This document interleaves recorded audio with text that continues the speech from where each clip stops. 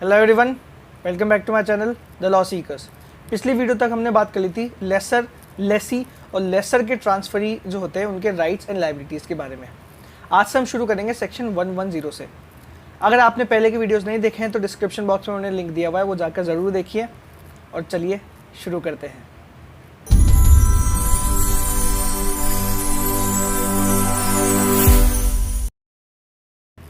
Section 110 बात करता है computation of period of lease के बारे में। मतलब लीज का जो पीरियड है वो कैसे कंप्यूट करना है, कैसे तय करना है, कितने पीरियड तक चलेगी, कौन सा डे इंक्लूड करना है, कौन सा डे एक्सक्लूड करना है। सबसे पहले बताया गया है कि जहाँ पर लीज के लिए एक लिमिटेड टाइम फिक्स किया गया है और ऐसा एक्सप्रेस किया गया है कि लीज जो है एक पर्टिकुलर तारीख से चालू होगी, पर्टिकुलर डेट से चालू होगी। तो लीज का जो पीरियड है वो तय करने के लिए जो दिन तय किया था कि इस दिन से लीज शुरू होगी, उस डे को एक्सक्लूड कर दिया जाएगा। और अगर ऐसा कोई डे फिक्स नहीं किया गया है तो जिस दिन से लीज शुरू हुई, जिस दिन से लीज का एग्जीक्यूशन शुरू हुआ, उस दिन से लीज का जो टाइम है वो काउंट किया जाएगा। अब आगे बताया गया है कि अगर लीज तय की गई है फॉर अ ईयर या फिर ईयर्स में कि 1 साल, 2 साल, 3 साल, ऐसे केस के अंदर जो लीज है वो जिस तारीख से शुरू हुई है उस तारीख की जो एनिवर्सरी आएगी उसके पूरे दिन तक चलेगी। एग्जाम्पल लेते हैं, जैसे हमने तय किया कि 1 अप्रैल से हमारी लीज चालू होगी, तो लीज ईयरली अगर हमने बोली है तो 1 साल की जो चलेगी वो 1 अप्रैल से लेके 1 अप्रैल की रात के जब 12 नहीं बज जाते, मतलब जब 2 अप्रैल होने वाली हो जस्ट, उस टाइम तक वो लीज चलेगी। जिस डे से चालू हुआ है उस डे की पूरी एनिवर्सरी का जो दिन ख़त्म होगा तब तक वो लीज चलेगी। अब आगे जो मैं बात बताने वाला हूँ बहुत इंपॉर्टेंट है। इससे पहले भी अलग अलग स्टेट के जुडिशरी एग्जाम के प्रीलिम्स के अंदर क्वेश्चन पूछे गए हैं। इसमें बोला गया है कि अगर एक लीज जो है वो लिमिटेड टाइम के लिए फिक्स की गई है और इस लीज में ये बताया गया है कि वो लिमिटेड टाइम ख़त्म होने से पहले टर्मिनेबल है, मतलब उसको पहले आप टर्मिनेट कर सकते हो, उसको आप पहले ख़त्म कर सकते हो। और लीज में ये मेंशन करना रह गया है कि किसके ऑप्शन पे वो टर्मिनेट होगी, मतलब लेसर और लेसी में से कौन व्यक्ति है जो उसको टर्मिनेट करेगा। ऐसी चीज़ अगर लीज में लिखना रह गया है तो वो लेसी के ऑप्शन के ऊपर वो टर्मिनेबल होगी, लेसर नहीं, लेसी। ये क्वेश्चन आप मार्क कर लीजिए अपने ब्रैकेट के अंदर, बहुत इंपॉर्टेंट क्वेश्चन है। अब सेक्शन 111 के अंदर बताया गया है कि लीज का डिटर्मिनेशन कैसे होता है, लीज ख़त्म कैसे होती है। इसमें सबसे पहले बताया गया है कि जब लीज के अंदर एक लिमिटेड टाइम फिक्स कर दिया गया है कि लीज इतने समय तक चलेगी, तो जब वो समय ख़त्म हो जाएगा उसके बाद में वो लीज जो है वो टर्मिनेट हो जाएगी। आगे बताया गया है कि कोई अगर सर्टेन इवेंट फिक्स किया गया है कि ऐसे इवेंट के होने पे लीज जो है वो ख़त्म हो जाएगी, तो जब वो इवेंट हो जाएगा उस इवेंट के होने के ऊपर वो जो लीज है वो टर्मिनेट हो जाएगी। आगे बताया गया है कि अगर ऐसा एक इवेंट फिक्स कर दिया गया है कि ऐसे इवेंट के होने पे लेसर का जो इंटरेस्ट है वो टर्मिनेट हो जाएगा या उसका डिस्पोज करने की जो पावर है वो टर्मिनेट हो जाएगी, तो जब वो इवेंट होगा उस इवेंट के होने पे जो लीज है जो वो डिटरमाइन हो जाएगी। आगे बताया गया है कि अगर लेसर और लेसी का जो इंटरेस्ट है वो एक ही व्यक्ति के अंदर वेस्ट कर जाता है, एक ही व्यक्ति के अंदर आ जाता है। हमने पहले के सेक्शंस में पढ़ा था डॉक्ट्राइन ऑफ मर्जर के बारे में। तो अगर लेसर और लेसी का जो राइट है वो मर्ज होकर एक ही व्यक्ति के अंदर आ जाता है, एक ही टाइम पे, एक ही समय पे एक ही व्यक्ति के पास लेसर और लेसी का राइट है, तो उस समय जो लीज है वो टर्मिनेट हो जाती है, वो डिटरमाइन हो जाती है। आगे बताया गया है जब लेसी अपना जो राइट है, अपना जो इंटरेस्ट है वो एक्सप्रेसली सरेंडर कर देता है लेसर के फेवर में, उस समय भी लीज जो है वो डिटरमाइन हो जाती है, टर्मिनेट हो जाती है। आगे बताया गया है जब इम्प्लाइडली सरेंडर हो जाता है लीज का तब भी लीज डिटरमाइन हो जाती है। एग्जाम्पल इसका ये है कि एक लीज के चलते, एक लीज चल रही है, उस लीज के चलते हुए ही बीच में हमने एक उसी प्रॉपर्टी की नई लीज तय कर ली एक दूसरे के बीच में, लेसर और लेसी ने एक नई लीज बना दी, तो ये इम्प्लाइड सरेंडर हो गया पुरानी वाली लीज का। तो ऐसे इम्प्लाइड सरेंडर से भी लीज जो है वो डिटरमाइन हो जाती है।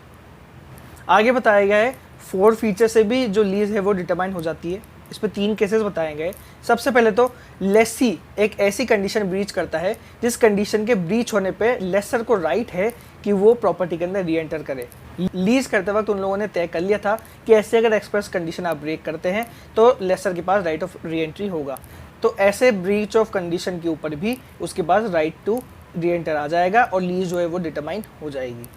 सेकेंडली बताया गया है अगर लेसी अपना कैरेक्टर अनाउंस कर देता है मतलब वो बोलता है कि मैं तुम्हारा लेसी हूँ ही नहीं, ये प्रॉपर्टी तुम्हारी है ही नहीं, प्रॉपर्टी तो किसी और की है, या फिर वो खुद में ही वो उस प्रॉपर्टी का टाइटल बताने लगता है कि इस प्रॉपर्टी पे तो मेरा ही टाइटल है, मैं ही ओनर हूँ। तो ऐसे जब वो रिनाउंस करता है अपना कैरेक्टर तो भी फॉरफीचर होता है और इसकी वजह से भी प्रॉपर्टी की जो लीज है वो डिटरमाइन हो जाती है।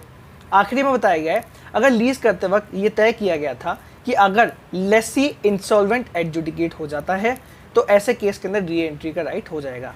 तो अगर लेसी इंसॉल्वेंट एडजुडिकेट हो जाता है तो लेसर के पास री एंट्री का राइट आ जाएगा और फॉरफीचर की वजह से जो टर्मिनेशन है वो हो जाएगा।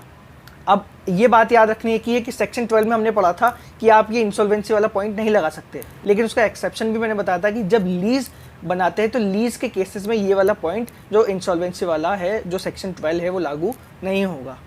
आगे ये भी बताया गया है कि इन तीनों केसेस का जो फॉरफीचर हो रहा है, इस फॉरफीचर में जो री एंट्री का राइट आ रहा है ना, उसमें ये बताया गया है कि लेसर जो है ना वो लेसी को रिटर्न नोटिस देगा कि मैं लीज को डिटरमाइन कर रहा हूँ। लेसर के पास जो डिटर्मिनेशन का जो राइट आया उसको एक्सरसाइज करने से पहले उसको एक राइटिंग में एक नोटिस देना होगा कि मैं प्रॉपर्टी का जो है लीज का जो है डिटर्मिनेशन कर रहा हूँ। और आखिरी में बताया गया है कि जो इंटेंशन टू टर्मिनेट या फिर इंटेंशन टू क्विट या नोटिस टू क्विट, ये जब पीरियड जो इनका खत्म होगा ना, एक पीरियड आपने दिया है कि इतने टाइम बाद मैं टर्मिनेट कर दूंगा या क्विट कर दूंगा या आपको मैं नोटिस दे रहा हूँ डिटरमाइन करने का, तो जब वो नोटिस पीरियड खत्म होगा ना, उस नोटिस पीरियड के खत्म होने पे भी जो लीज है वो डिटरमाइन हो जाएगी। तो ये थे अलग अलग तरीके जिनसे लीज डिटरमाइन हो सकती है। अब आगे बताया कि सेक्शन 111 में जो लेसर के पास फॉरफीचर का जो राइट आया था, फॉरफिट करने का जो राइट आया था लीज को, उसका वेवर भी हो सकता है। कैसे हो सकता है सेक्शन 112 में मैं आपको समझाता हूँ। सबसे पहले तरीका इसमें बताया है कि अगर उस फॉरफीचर से लेके अगर आगे का जितना भी रेंट बकाया है उतना रेंट अगर आपको दिया, लेसी ने लेसर को दिया और लेसर ने अगर एक्सेप्ट कर लिया तो जो फॉरफीचर है उसका वेवर हो जाता है। या फिर जो बकाया रेंट है उसके लिए लेसर डिमांड करता है, डिस्ट्रेस करता है, मांग करता है, तो ऐसे केस में भी फॉरफीचर है वो वेव हो जाएगा। तीसरा बताया है कि अगर लेसर के किसी एक्शन से ऐसा लगता है कि उसकी इंटेंशन है लीज को लीज रखने के लिए, लीज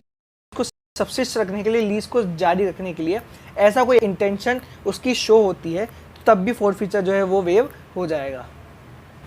आगे बताया गया है कि ये जो रेंट एक्सेप्टेंस की बात हो रही है या डिस्ट्रेस की बात हो रही है, ऐसा एक्सेप्टेंस या डिस्ट्रेस के वक्त लेसर को ये नॉलेज होनी चाहिए कि जो है फॉरफीचर हो चुका है। अगर उसको ऐसी नॉलेज नहीं है कि फॉरफीचर हो रखा है, उसके बाद वो रेंट ले लेता है, रेंट की मांग कर लेता है, तो फॉरफीचर वेव नहीं होता। आगे ये भी बताया गया है कि अगर लेसी को इजेक्ट करने के लिए on the ground of forfeiture suit file किया गया है कोर्ट के अंदर, और ऐसे सूट फाइल करने के बाद में अगर रेंट एक्सेप्ट कर लेता है लेसर, तो वो फॉरफीचर का वेवर नहीं माना जाएगा। आगे सेक्शन 113 के अंदर बताया गया है कि आपने जो फॉरफीचर का नोटिस दिया था उस नोटिस को आप कैसे वेव कर सकते हो। इसमें बताया गया है नोटिस देने के बाद में जिसने नोटिस दिया है वो व्यक्ति अगर ऐसा कोई एक्ट करता है जिससे ऐसा शो होता है कि वो लीज को सब्सिस्ट करना चाहता है, और ऐसा एक्ट करने के बाद में ऐसे लीज को सब्सिस्ट करने की मंजूरी इम्प्लाइड या एक्सप्रेसली जिस व्यक्ति को नोटिस दिया था उस व्यक्ति ने अपनी इम्प्लाइड या फिर एक्सप्रेस कंसेंट दे दी है ऐसी लीज को सब्सिस्ट करने के लिए, तो नोटिस जो दिया था आपने उसका भी वेवर हो जाएगा। अब सेक्शन 114 के अंदर बताया गया है कि जो फॉरफीचर हो चुका है किस वजह से, रेंट के नॉन पेमेंट की वजह से, अब उस फॉरफीचर के अगेंस्ट रिलीफ क्या है लेसी के पास। तो इसमें बताया गया है कि अगर लेसर कोर्ट के पास जाता है और कोर्ट के अंदर सूट फाइल करता है इजेक्टमेंट के लिए कि फॉरफीचर हुआ है, नॉन पेमेंट हुआ है, आप इसको रिजेक्ट कर दीजिए, ऐसे सूट के अंदर अगर लेसी कोर्ट के अंदर आगे पेमेंट कर देता है जितना अमाउंट बकाया उसका या उसके ऊपर इंटरेस्ट का वो पेमेंट कर देता है, जैसे कि कोर्ट उसको 15 दिन का टाइम देता है कि आप 15 दिन के अंदर इतने पैसे जमा कर दीजिए जितना आपका बकाया है या इंटरेस्ट का। अगर वो उसने पेमेंट कर दिया तो कोर्ट उसको हटाने की जगह, कोर्ट उसको इजेक्ट करने की जगह फॉरफीचर के रिलीव की डिक्री पास कर देगी और लेसी के पास ये हक होगा कि वो वापस प्रॉपर्टी में रह सके और अपनी जो लीज है वो कंटिन्यू कर सके। सेक्शन 114A के अंदर बताया गया है नॉन पेमेंट ऑफ रेंट को छोड़ के जो दूसरे तरीके की फॉरफीचर आपने करी है उस फॉरफीचर की रिलीफ क्या होगी, उस फॉरफीचर के अगेंस्ट आपकी रिलीफ क्या हो सकती है। सबसे पहले तो इसके अंदर ये बताया गया है कि नॉन पेमेंट ऑफ रेंट को छोड़ के बाकी जितने भी तरीके के फॉरफीचर है, अगर ऐसे फॉरफीचर जो है वो जैसे ब्रीच ऑफ कंडीशन के ऊपर बेस्ड है कि ब्रीच ऑफ कंडीशन के ऊपर लेसर के पास राइट ऑफ री एंट्री होगा। अब वो अपना राइट ऑफ री एंट्री करे और इजेक्टमेंट का सूट फाइल करे, उससे पहले उसको राइटिंग में एक नोटिस देना पड़ेगा लेसी को। और उस नोटिस के अंदर क्या क्या होगा कि लेसी ने कमिट किया है ब्रीच ऑफ कंडीशन, और ये भी नोटिस के अंदर लिखेगा कि अगर जो ब्रीच है वो उसकी रेमेडी की जा सकती है, उसको सही करा जा सकता है, तो लेसी जल्द से जल्द उसकी रेमेडी करे। ये नोटिस देना ज़रूरी है इजेक्टमेंट का सूट फाइल करने से पहले। और अगर ऐसा नोटिस देने के बाद में भी लेसी फेल करता है इसी रेमेडी को करने के लिए जो कि की जा सकती है, तब जाके उसके पास, लेसर के पास ये पावर होगी कि वो इजेक्टमेंट का सूट फाइल कर सके। नोटिस आपको देना होगा, और नोटिस के बाद में भी लेसी अगर फुलफिल नहीं करता, रेमेडी नहीं करता, तब आपके पास राइट आएगा, right to file a suit for ejection. आगे बताया गया है कि सेक्शन 114A सिर्फ उसी कंडीशन में लागू होगा जहाँ पर ब्रीच ऑफ कंडीशन वाली बात थी, और ब्रीच ऑफ कंडीशन के ऊपर राइट ऑफ री एंट्री का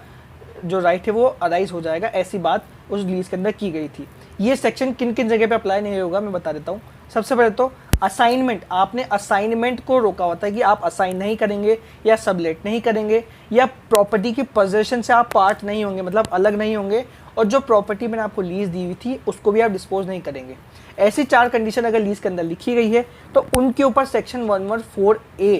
का कोई फर्क नहीं पड़ेगा। उस केस के अंदर फोर्थ फीचर की रेमेडी नहीं हो सकती। सेक्शन 115 के अंदर बताया गया है कि आपको अगर अंडर लीज करने का राइट दिया था और आपने अंडर लीज कर लिया, और जो लीज आपने करी है अंडर लीज वो सेम उन्हीं कंडीशन के ऊपर करी है जो आपके और मेरे बीच में तय हुई थी लीज के टाइम पे।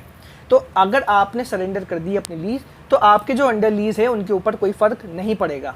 तो अंडर लीजेस जो होंगे ना, वो रेंट जो भी पे करेंगे वो लेसर को करेंगे अब, और जितने भी उनके राइट्स एंड लायबिलिटीज जो एनफोर्स होंगे वो लेसर के अगेंस्ट हो गया, लेसर उनके अगेंस्ट कर पाएगा। आगे बताया गया है कि अगर ऐसा सरेंडर नई लीज ऑब्टेन करने के लिए किया गया है तो जो अंडर लीजेस का इंटरेस्ट था वो सीज कर जाएगा। आगे बताया गया है कि अगर लीज का फोर्थ फीचर होता है तो उस फोर्थ फीचर के साथ में जो जितने भी अंडर लीजेस है ना, उनका जो इंटरेस्ट है वो भी खत्म हो जाता है। लेकिन वो खत्म कब नहीं होगा, जब वो फोर्थ फीचर जो है ना वो अंडर लीजेस के साथ फ्रॉड करके प्राप्त किया गया है। अगर लेसर ने अंडर लीजेस के साथ फ्रॉड करके ऐसा फोर्थ फीचर प्राप्त किया है तो अंडर लीजेस का जो इंटरेस्ट है वो सीज नहीं होगा, उनकी जो लीज है फोरफीट नहीं होगी। अब सेक्शन 116 बात करता है होल्डिंग ओवर की, effect of holding over. Holding over क्या होता है कि होल्डिंग ओवर के अंदर ये होता है कि आप जो प्रॉपर्टी की पोजीशन है ना उसको रिटेन कर रहे हो, ये होता है होल्डिंग ओवर, आप होल्ड ओवर कर रहे हो उस प्रॉपर्टी के ऊपर। इसके अंदर बताया गया है कि लीज के डिटरमाइन होने के बाद में भी लेसी या अंडर लीजेस जितने भी हैं वो अगर प्रॉपर्टी की पोजीशन रिटेन कर रहे हैं और पोजीशन में रहते हैं, उसके बाद में वो रेंट पे करते हैं, लेसर या उसके जितने भी अंडर लो क्लेम करते हैं उनके लीगल रिप्रेजेंटेटिव है उनको, अगर वो रेंट पे करते हैं और अगर वो रेंट एक्सेप्ट कर लेते हैं तो लीज जो है वो रिन्यू हो जाएगी ईयर टू ईयर या मंथ टू मंथ बेसिस के ऊपर। जो ओरिजिनल लीज के अंदर तय किया गया था ना कि लीज ईयर टू ईयर हो गया, मंथ टू मंथ, उस तरीके से वो रिन्यू हो जाएगी अगर होल्ड ओवर करने के बाद में लेसर या उसके लीगल रिप्रेजेंटेटिव ने उनसे रेंट एक्सेप्ट कर लिया। सेक्शन 117 के अंदर बताया गया है कि ऊपर की जितनी भी बातें हमने पढ़ी है सेक्शन 115 से लेकर सेक्शन 116 तक, उनका उन लीजेस के ऊपर फर्क नहीं पड़ेगा जो कि सिर्फ और सिर्फ एग्रीकल्चर पर्पस के लिए की गई है। आगे ये भी बताया गया है कि अगर स्टेट गवर्नमेंट बाय नोटिफिकेशन उन एग्रीकल्चर पर्पस की लीजेस के ऊपर भी इन प्रोविजन को लागू करना चाहें तो वो लागू कर सकते हैं, लेकिन वो लागू कब होंगे, जब ऐसा ऑफिशियल नोटिफिकेशन निकल जाएगा, उसके बाद 6 महीने जब एक्सपायर हो जाएंगे उसके बाद में ही ये प्रोविज़न जो है वो एग्रीकल्चर पर्पस की लीजेस के ऊपर भी लागू होंगे। आज के लिए बस इतना ही। उम्मीद करता हूँ लीजेस से रिलेटेड जितने भी आपके डाउट्स थे वो क्लियर हो गए होंगे। अगर आपके अभी भी कुछ डाउट बचे हैं तो मुझे कमेंट सेक्शन में ज़रूर बताइए। लीज या उससे पहले मैंने जितने भी वीडियोस अपलोड करे वो सब मैंने डिस्क्रिप्शन बॉक्स के अंदर दिए हुए, वहाँ का ज़रूर देखिए। मेरे चैनल को सब्सक्राइब करिए, इस वीडियो को लाइक करिए, अपने दोस्तों के साथ मेरी वीडियो या मेरे चैनल को शेयर ज़रूर करिए। डिस्क्रिप्शन लिंक्स में मैंने अलग अलग सोशल मीडिया प्लेटफॉर्म्स का लिंक भी दिया हुआ है, वहाँ जाकर भी मुझे और मेरे चैनल को फॉलो करिए। जय हिंद, जय भारत।